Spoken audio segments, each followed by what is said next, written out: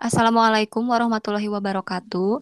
Pada kesempatan kali ini, kami kelompok 5 bisnis plan dari kelas 3 BMPI yang beranggotakan Anissa Nurmala Putri, Gustafani Fabio, Irham Mukhlis, dan saya sendiri Miranda Ayu Lestari akan mempresentasikan proyek bisnis plan yang telah kami lakukan. Boleh untuk penjelasan pertama akan dijelaskan oleh Anissa Nurmala. Untuk nama perusahaan kami sendiri yaitu Aisukurimu. Ini diambil dari bahasa Jepang yang berarti ice cream. Lalu untuk bidang usaha kami bergerak di bidang usaha kuliner dengan produk es krim susu yang berasal dari susu kambing Etawa. Wilayah penyebaran produk kami dikhususkan untuk wilayah Kota Bandung. Lalu untuk prospek pasar kami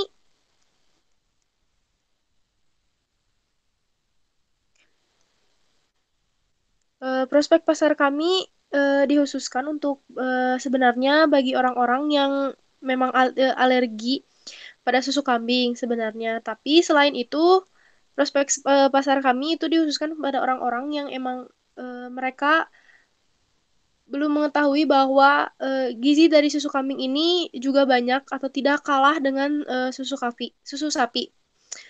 Selain itu, eh, susu kambing ini belum banyak dikonsumsi karena minimnya pengetahuan tentang manfaat dari susu kambing ini sendiri. Dan susu yang kami akan jual atau akan kami tawarkan itu es krim susu yang akan kami tawarkan itu menggunakan susu kambing Etawa dengan kualitas terbaik. Lalu untuk manfaat ekonomi yang pertama adalah meningkatkan pendapatan masyarakat, menambah nilai ekonomi produk susu kambing, dan juga meningkatkan daya saing produk dalam negeri. Yang selanjutnya untuk manfaat sosial, menyediakan lapangan pekerjaan bagi masyarakat sekitar pabrik dan peternakan. Lalu membantu mensejahterakan para peternak kambing, khususnya peternak kambing peranakan Etawa. Dan yang terakhir sebagai sarana edukasi dan menambah kesadaran masyarakat akan gizi yang terkandung dalam susu kambing. Itu untuk manfaat sosial. Lalu visi misi dari perusahaan kami adalah menjadi perusahaan es krim susu kambing terbesar di Indonesia melalui penciptaan inovasi produk di pasar nasional maupun internasional. Itu adalah visi dari perusahaan kami. Untuk misi dari perusahaan kami yaitu menyediakan produk es krim susu kambing dengan kualitas terbaik, menempatkan pelanggan sebagai prioritas, dan membantu kesejahteraan peternak kambing, serta menjadi market leader produk es krim susu kambing di Indonesia. Baiklah, selanjutnya adalah bab 2 pasar dan pemasaran. Boleh di next slide. Nah, untuk permintaan sendiri, sasaran pembeli yang pertama adalah kalangan masyarakat dari semua umur, mau anak-anak, remaja maupun dewasa. Yang kedua adalah target sasaran pasar utama, yaitu kalangan pelajar SD, SMP, SMA, dan mahasiswa. Selanjutnya kafe yang memiliki produk es krim dan supermarket. Untuk jumlah konsumen sendiri terdiri dari SD, SMP, dan SMA di daerah Bandung dengan total sebanyak kurang lebih 293.000 orang. Namun untuk awal bisnis kami menargetkan sebanyak kurang lebih 29.000 konsumen. Untuk jumlah kebutuhan diharapkan setiap minggu eh, satu orang mengkonsumsi 2 produk es krim dan total kebutuhan per tahun untuk satu orang adalah 96 es krim.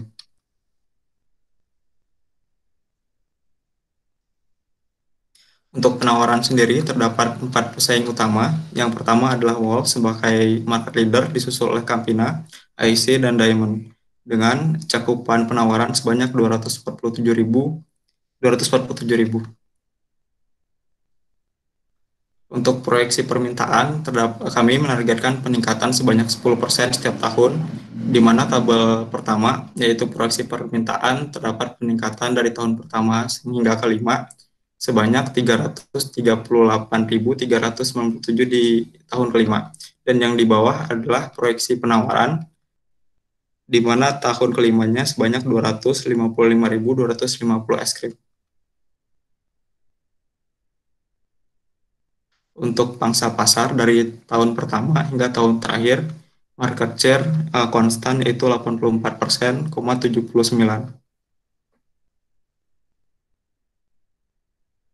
Untuk budget penjualan, total yaitu 1.602.440.000.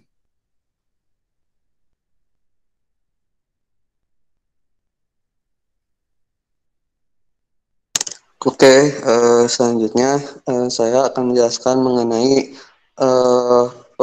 proses produksi dan operasi. Jadi seperti yang sudah disebutkan pada penjelasan sebelumnya bahwa kami di sini akan membuat produk es krim susu kambing, di mana produk yang kami tawarkan ini adalah suatu produk es krim yang sehat dan menyegarkan yang terinspirasi dari beberapa es krim yang sering dijumpai di berbagai tempat. Namun dalam es krim yang akan kami buat ini dibuat dengan bahan dasar susu kambing sehingga kami menawarkan sebuah pembeda dengan tujuan kesehatan.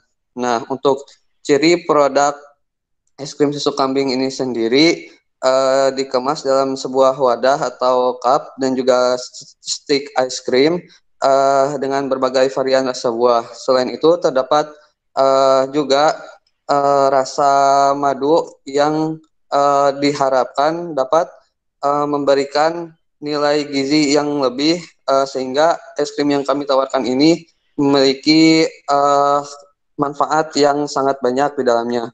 Nah, untuk kegunaan utama produk ini sendiri, es krim yang kami tawarkan memiliki kegunaan untuk sebagai pencuci mulut dan makanan untuk menyegarkan dahaga. Dengan adanya kandungan gizi yang baik dalam susu kambing, hal tersebut akan berdampak bagi kesehatan pencernaan serta pemenuhan gizi di dalam tubuh bagi para konsumen. Selanjutnya. Nah, untuk proses produksi sendiri, di sini kami membagi menjadi 5 tahap. Yang pertama ada pemerahan susu kambing. Nah, pemerahan susu kambing ini tentu tidak kami lakukan sendiri dalam proses pembuatan atau pemerahannya. Jadi pemerahan susu kambing ini kami lakukan oleh para peternak kambing yang nantinya akan menjadi supplier bagi bisnis kami. Nah, setelah mereka melakukan pemerahan susu, akhirnya susu yang merupakan hasil pemerahan tersebut dikirim ke pabrik kami, dibeli oleh kami, kemudian setelah diterima, susu tersebut akan melalui proses pasteurisasi. Nah, proses pasteurisasi ini ditujukan sebagai metode sterilisasi atau membunuh kuman penyebab penyakit yang terkontaminasi dalam susu. Nah, setelah melewati hasil pasteurisasi, susu tersebut dicampur dengan berbagai bahan lain, yaitu masuk ke tahap pengolahan bahan es krim, yang nantinya setelah beberapa bahan telah dicampurkan dengan susu tersebut, akhirnya akan melalui tahap pembekuan. Setelah pembekuan selesai dilakukan, akhirnya susu kambing tersebut atau es krim susu kambing tersebut siap dikemas dan dipasarkan kepada konsumen. Lanjut. Nah, untuk kebutuhan bahan dan kebutuhan peralatan sendiri, di sini bahan dasar es krim yang kami perlukan tentu saja yang pertama yaitu susu kambing, kemudian ditunjang dengan bahan-bahan lain seperti gula pasir, telur, perasa makanan, garam, maizena, SP atau pengemulsi, serta madu. Kemudian untuk kebutuhan packaging dalam pengemasan es krim susu kambing ini, yang pertama yaitu stick es krim, kemudian plastik kemasan es krim, kemudian cup es krim, serta sendok es krim. Kemudian mesin dan peralatan yang kami butuhkan selama proses operasi pembuatan es krim susu kambing ini sendiri, yang pertama kami membutuhkan satu mesin pasteurisasi, kemudian 2 freezer untuk tahap pembekuan, kemudian satu mixer es krim, kemudian 10 cooler box yang ditujukan untuk menjadi wadah atau tempat yang nantinya kami akan mendistribusikan es krim yang telah kami buat kepada toko-toko sasaran. Kemudian kami juga membutuhkan 2 panci aluminium 2 baskom stainless, 2 cetakan es krim 40 slot, 1 sealer plastik, dan 1 mesin es krim. Kemudian untuk kebutuhan tenaga kerja sendiri, rencana produksi yang kami targetkan dari tahun ke tahunnya, yang utamanya dari tahun pertama yaitu 58.000 unit yang nantinya akan naik 10% setiap tahunnya. Nah, untuk jumlah tenaga kerja langsung yang kami butuhkan sendiri yaitu terbagi menjadi 2 bagian. Yang pertama itu bagian produksi dan operasi, kemudian distribusi dan pemasaran. Nah, untuk tenaga produksi dan operasi yang kami butuhkan, kami akan menggunakan 3 pekerja yang nantinya akan memiliki jam kerja sebanyak 1.680 jam per bulannya dengan per tahunnya dengan tarif 10.000 per jam, yang jumlahnya untuk tahun pertama yaitu 50.400.000. Kemudian untuk bagian distribusi dan pemasaran, jumlah tenaga kerja yang kami butuhkan yaitu sebanyak 2 orang dengan jam kerja 1.008 jam per tahun, dan jumlah gajinya yaitu 20.160.000 rupiah. Dan jika ditotalkan upah dalam 1 tahun dari kedua bagian tersebut jumlahnya adalah 70.560.000 rupiah. Selanjutnya, nah selain itu ada biaya kebutuhan perusahaan dan biaya operasional. Nah, biaya kebutuhan perusahaan ini mencakup sewa rumah, peralatan perlengkapan, biaya promosi, dan biaya perizinan yang totalnya adalah senilai 50.165.000 rupiah per tahun. Kemudian untuk biaya operasional sendiri yang mencakup biaya listrik, biaya internet, biaya air, biaya gaji, pembelian bahan, dan biaya transportasi adalah senilai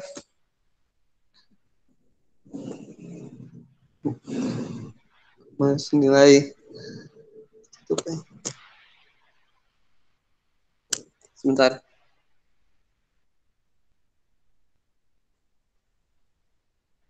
Adalah senilai 247.440.000 rupiah. Dan jika ditotalkan dari semua kebutuhan biaya yang diperlukan oleh perusahaan, totalnya adalah sekitar 297.605.000 rupiah.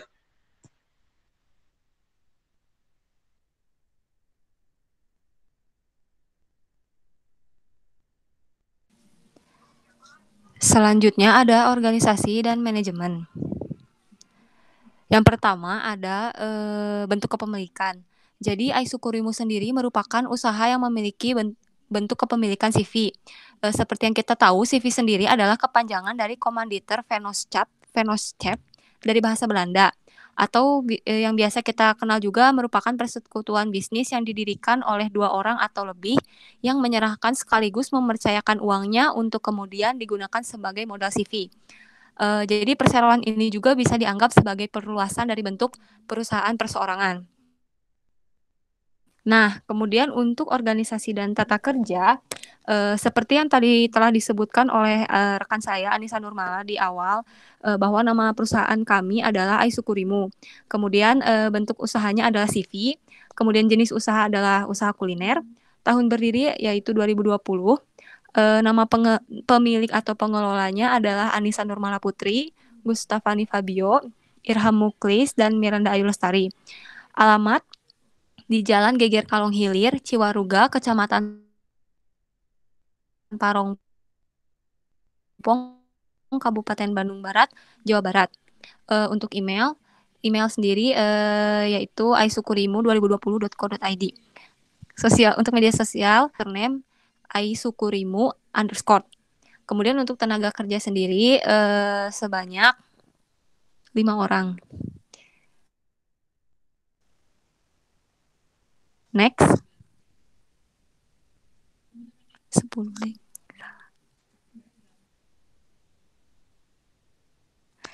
Kemudian ada kebutuhan tenaga itu adalah tenaga kerja yang bekerja untuk memudahkan proses produksi, tetapi mereka tidak terlibat dalam proses produksi tersebut. Jadi meskipun pihak tersebut tidak terlibat dalam proses produksi, tapi mereka memiliki peran penting dalam perusahaan. Beberapa tenaga kerja tak langsung yang ada dalam perusahaan kami, diantaranya yang pertama, bagian pemasaran dan penjualan, tenaga keamanan, pengelola website dan sosial media, dan pemilik perusahaan. Kemudian ada jenis-jenis perizinan. Jadi di sini pendirian CV sendiri telah diatur dalam pasal 16 sampai 35 Kitab Undang-Undang Hukum Dagang atau KUHD, di mana setiap orang yang ingin mendirikan CV hanya perlu membuat akta notaris yang kemudian didaftarkan ke pengadilan negeri. Namun, dengan kemajuan teknologi pada bulan Agustus 2018, pemerintah telah menerapkan cara baru untuk mendirikan CV dengan diterbitkannya Peraturan Menteri Hukum dan Hak Asasi Manusia nomor 17 tahun 2018 tentang pendirian persekutuan komanditer, persekutuan firma, dan persekutuan perdana atau Permenkumham nomor 17 tahun 2018. Jadi peraturan ini itu dibuat sebagai tindak lanjut dari pelaksanaan peraturan pemerintah nomor 24 tahun 2018 tentang pelayanan perizinan berusaha terintegrasi secara elektronik yang dibuat untuk memudahkan pebisnis dalam mendirikan usahanya. Kemudian ada kegiatan praoperasi dan jadwal kegiatan. Jadi kegiatan praoperasi yang akan kami lakukan adalah mengurus perizinan pendirian CV, kemudian kami akan mempersiapkan alat-alat untuk keperluan produksi. Kemudian untuk kebutuhan investasi kantor sendiri yang kami butuhkan adalah berupa mesin untuk pasteurisasi, freezer, mixer, cooler box, cetakan es krim, serta peralatan kantor untuk keperluan administrasi. Lanjut.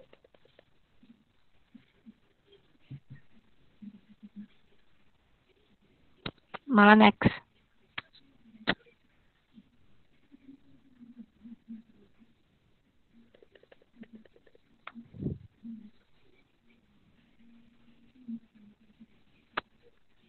Mal. Oh, udah. Oke. Untuk selanjutnya ada tabel rencana biaya umum. Jadi untuk rencana biaya umum sendiri, kami berencana ingin membeli mesin pasteurisasi dengan harga 10 juta dengan jumlah 1 unit. Kemudian 2 mesin freezer dengan jumlah unit 2 dan seharga 3.500.000. Kalau ditotalkan jadi 7 juta rupiah. Kemudian ada mixer es krim senilai 2.250.000 rupiah dengan kuantitas 1 buah. Kemudian ada cooler box seharga 150.000 rupiah dengan kuantitas 10 unit. Jika ditotalkan menjadi 1.500.000 rupiah. Kemudian ada panci aluminium senilai 300.000 rupiah dengan kuantitas 2 unit. Jika ditotalkan menjadi 600.000 rupiah. Kemudian ada baskom stainless seharga 50.000 rupiah dengan kuantitas 2 unit. Jika ditotalkan menjadi 100.000 rupiah. Kemudian ada cetakan es krim 40 slot dengan harga 625.000 rupiah dengan kuantitas 2 unit. Jika ditotalkan menjadi 1.250.000 rupiah. Kemudian yang terakhir ada sealer plastik dengan harga 165.000 dengan kuantitas 1 unit. Jadi total untuk rencana biaya umum perusahaan kami adalah membeli 21 unit barang dengan rincian seperti di atas dengan total harga 22.865.000 rupiah. Lanjut.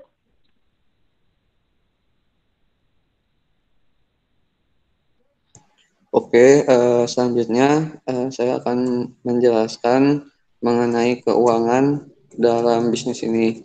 Yang pertama, saya akan menjelaskan mengenai modal investasi. Jadi, modal investasi ini merujuk pada uang yang dibayarkan untuk membeli atau membangun aset jangka panjang seperti pabrik atau mesin dan peralatan yang dibutuhkan perusahaan.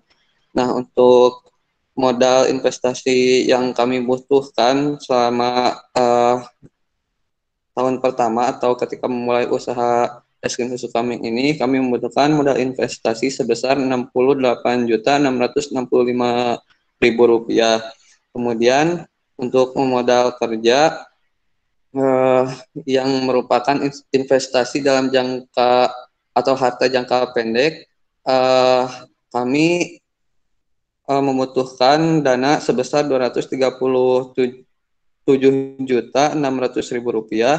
Kemudian sumber dana yang kami kumpulkan untuk memulai usaha ini, kami menargetkan untuk memiliki modal 100 juta di awal pendirian usaha ini, yang dimana 100 juta tersebut kami peroleh dari hasil patungan dari tiap-tiap anggota kelompok, yaitu senilai 25 juta per orang. Next. Kemudian untuk kebutuhan dana, di sini ada beberapa kebutuhan dana yang kami butuhkan dalam bisnis ini. Yang pertama yaitu ada investasi harta tetap yang mencakup seperti biaya tanah, bangunan, mesin dan peralatan, inventaris kantor, kendaraan dan lainnya. Itu kami membutuhkan nominal sebesar 66.065.000 rupiah. Kemudian yang kedua yaitu ada investasi praoperasi yang merupakan biaya perizinan yang harus kami keluarkan, yaitu sebesar Rp2.600.000. Kemudian ada total investasi yaitu senilai Rp68.665.000. Kemudian yang keempat yaitu modal kerja yang termasuk biaya pokok produksi senilai Rp237.600.000. Kemudian ada biaya usaha senilai Rp16.040.000. Dan jika ditotalkan untuk total biaya proyek yang kami butuhkan dalam bisnis ini adalah sekitar Rp322.305.000.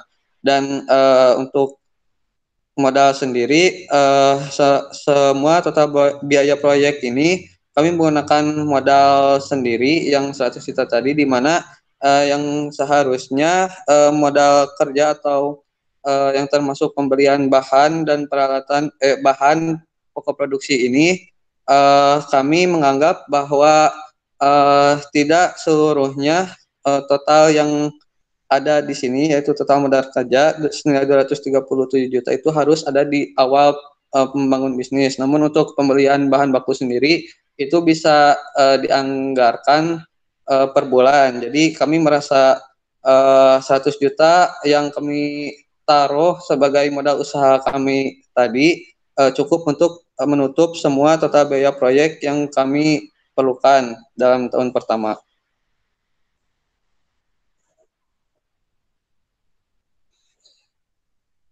Lalu yang selanjutnya ada proyeksi laba rugi.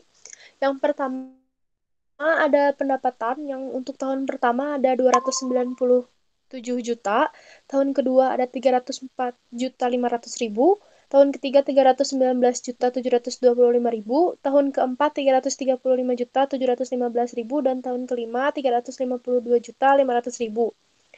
Lalu yang selanjutnya ada biaya pokok produksi dengan total biaya pokok produksi untuk tahun pertama 237.600.000, untuk tahun kedua 249.480.000, tahun ketiga 261.954.000, tahun keempat 275.051.700, dan tahun kelima 288.804.285.000 yang didapat dari penambahan bahan baku dan penolong, tenaga kerja produksi, serta biaya umum pabrik. Lalu untuk laba usaha didapat dari pendapatan dikurangi oleh total biaya produksi. Yang selanjutnya ada biaya usaha, yaitu biaya promosi, biaya listrik, dan biaya internet, biaya air, serta biaya transportasi, dengan total biaya usaha untuk tahun pertama 16.040.000, untuk tahun kedua 16.350.000, tahun ketiga 16.765.500, tahun keempat 17.299.275, dan tahun kelima 17.752.639. Yang selanjutnya ada total biaya usaha, yaitu penambahan antara total biaya usaha dengan biaya penyusutan. Itu untuk tahun pertama 17.067.800, tahun kedua 17.377.800, tahun ketiga 17.793.300, tahun keempat 18.327.075, dan tahun kelima 18.780.439. Untuk laba usaha sendiri ini didapat dari yang slide sebelumnya, itu laba usaha dikurangi dengan total biaya usaha. Untuk tahun pertama 35.332.200, tahun kedua 37.642.200, tahun ketiga 39.977.700, tahun keempat 42.336.225, dan tahun kelima 44.915.276. Lalu untuk bunga sendiri dikosongkan karena memang kami, seperti yang dijelaskan oleh Irham, kami tidak meminjam uang karena kami merasa bahwa uang yang 100 juta pada awal tadi kami rasa akan cukup dipakai untuk tahun pertama dan menunjang untuk tahun-tahun seterusnya. Karena untuk biaya produksi sendiri akan dikeluarkan tiap bulan atau akan dianggarkan tiap bulan. Maka dari itu dengan pajak sebanyak tahun pertama 1.611.000,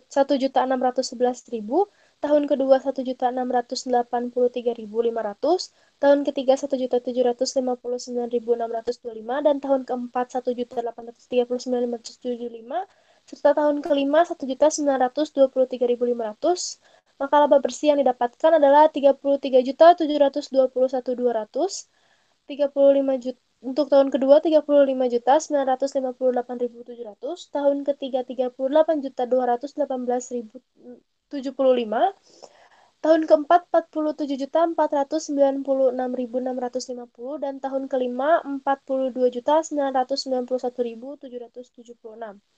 Dengan nilai BEP sebanyak 33% untuk tahun pertama, 32% untuk tahun kedua, 31% untuk tahun ketiga, dan 30% untuk tahun 4, serta 29% untuk tahun kelima.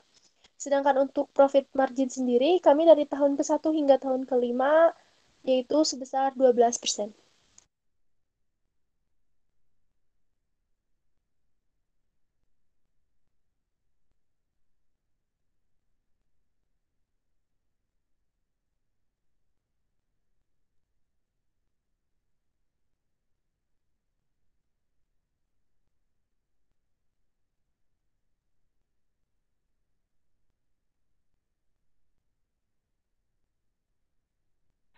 Kemudian selanjutnya ada proyeksi arus kas. Jadi untuk arus kas sendiri yang pertama ada arus kas masuk yang terdiri dari penjualan tunai. Jadi pada tahun pertama kami proyeksikan bahwa penjualan tunai kami adalah sebesar 290 juta rupiah. Kemudian untuk tahun kedua sebesar 304.500.000 rupiah. Kemudian untuk tahun ketiga sebesar 319.725.000 rupiah. Kemudian untuk tahun keempat sebesar 335.715.000 rupiah. Dan kemudian untuk tahun kelima sebesar 352.500.000 rupiah. Kemudian untuk piutang sendiri kami tidak memiliki piutang karena modal berasal dari anggota, tidak melakukan peminjaman ke bank. Kemudian yang ketiga ada modal sendiri sebesar 100 juta rupiah di tahun 0. Kemudian untuk kredit investasi tidak ada, kredit modal kerja juga tidak ada. Kemudian saldo kas awal pada tahun ke-0 itu tidak ada. Kemudian pada tahun pertama sebesar 31.335.000 rupiah. Kemudian tahun kedua sebesar Rp66.084.000. Kemudian tahun ketiga sebesar Rp103.070.500. Kemudian tahun keempat sebesar Rp142.316.375.000. Kemudian di tahun kelima sebesar Rp183.840.825. Nah, kemudian untuk total kas masuk di tahun ke-0 yaitu sebesar Rp100 juta. Kemudian di tahun pertama sebesar Rp321.335.000. Kemudian di tahun kedua sebesar Rp370.584.000. Kemudian di tahun ketiga sebesar Rp422.795.500. Kemudian di tahun ketiga ya. Sekarang tahun keempat sebesar Rp478.031.375. Kemudian di tahun kelima sebesar Rp536.340.825. Nah, kemudian untuk arus kas keluar yang pertama ada dana investasi yang mana sebesar Rp68.665.000 di tahun ke-0. Kemudian biaya pokok produksi pada tahun pertama yaitu sebesar Rp237.600.000. Kemudian tahun kedua Rp249.480.000. Kemudian di tahun ketiga sebesar Rp261.954.000. Kemudian di tahun keempat sebesar Rp275.051.700. Kemudian di tahun kelima sebesar Rp288.804.285. Kemudian ada biaya usaha di tahun ke-0 strip atau tidak ada. Kemudian di tahun pertama sebesar Rp16.040.000. Di tahun kedua sebesar Rp16.350.000. Di tahun ketiga sebesar Rp16.765.500. Kemudian di tahun tadi salah sebut lagi. Tadi tahun ketiga, sekarang tahun keempat sebesar Rp17.299.275. Kemudian di tahun kelima sebesar Rp17.752.639. Kemudian untuk bunga sendiri tidak ada. Kemudian pajak, untuk pajak di tahun pertama sebesar Rp1.611.000. Di tahun kedua sebesar Rp1.683.500. Di tahun ketiga sebesar Rp1.759.625. Kemudian di tahun keempat sebesar Rp1.839.575. Di tahun kelima sebesar Rp1.923.500. Kemudian untuk total kas keluar sendiri di tahun 0 yaitu sebesar Rp68.665.000. Di tahun kedua di tahun pertama sebesar Rp255.255.255.251.251.000. Kemudian di tahun kedua Rp267.513.500. Kemudian tahun ketiga Rp280.049.125. Kemudian tahun keempat sebesar Rp294.190.550. Dan yang pada tahun kelima sebesar Rp308.480.424. Kemudian untuk kas neto itu didapatkan dari arus kas masuk dikurangi arus kas keluar. Untuk tahun 0 sebesar Rp31.335.000. Di tahun pertama sebesar Rp66.084.000. Di tahun kedua sebesar Rp103.070.500. Kemudian di tahun ketiga sebesar Rp142.316.375. Kemudian di tahun keempat sebesar Rp183.840.825. Dan di tahun kelima sebesar Rp227.860.401. Kemudian untuk untuk kewajiban bank yang terdiri dari angsuran kredit investasi, kemudian angsuran kredit kerja dikosongkan. Dan yang terakhir ada saldo kas akhir yang didapatkan dari kas neto dikurangi dari kewajiban bank. Karena di kewajiban bank sendiri kosong, jadi jumlah saldo kas akhir sama dengan jumlah pada saldo kas neto. Selanjutnya.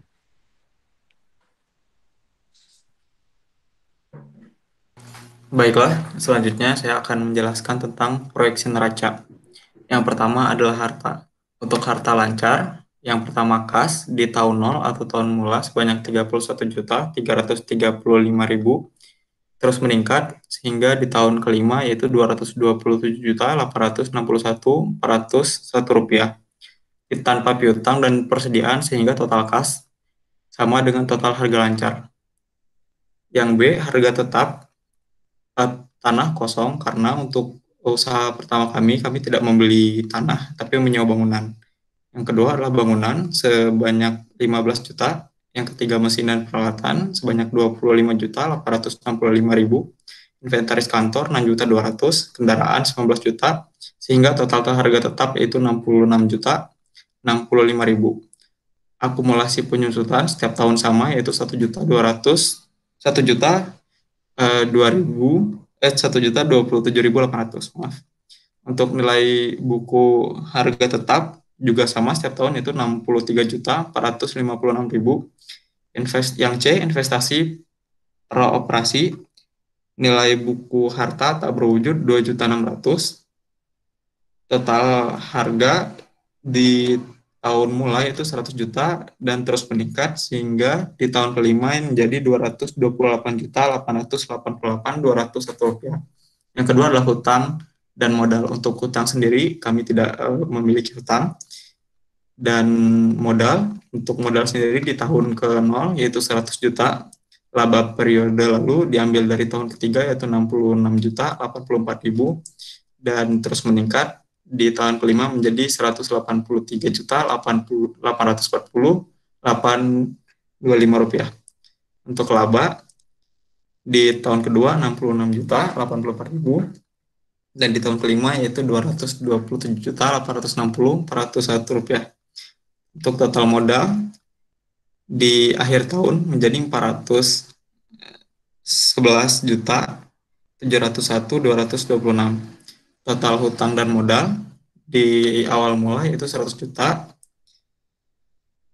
terus meningkat di tahun kelima yaitu 411.701.226 rupiah. Untuk return of investment terus meningkat di tahun pertama yaitu 96%, tahun kedua 150%, tahun ketiga 207%, tahun keempat 268%, hingga tahun kelima itu 332%.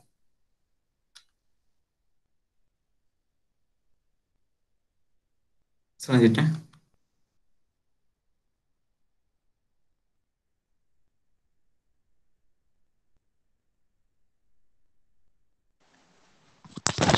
Jadi untuk kesimpulan sendiri apa sih namanya? Sebelumnya kan dari rangkuman semuanya bahwa telah diketahui untuk perusahaan yang menjual olahan berupa susu kambing yang berbahan dasar susu kambing belum terlalu banyak di Indonesia sehingga kami memutuskan untuk mendirikan sebuah bisnis yang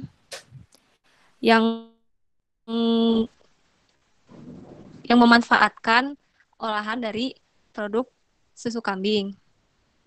Kemudian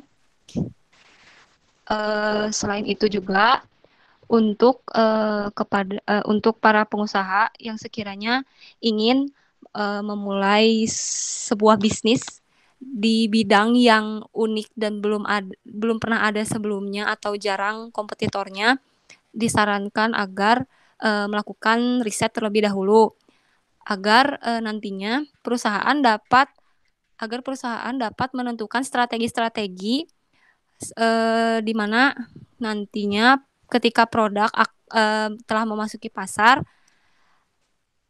respon yang diberikan oleh konsumen bisa berdampak kepada jumlah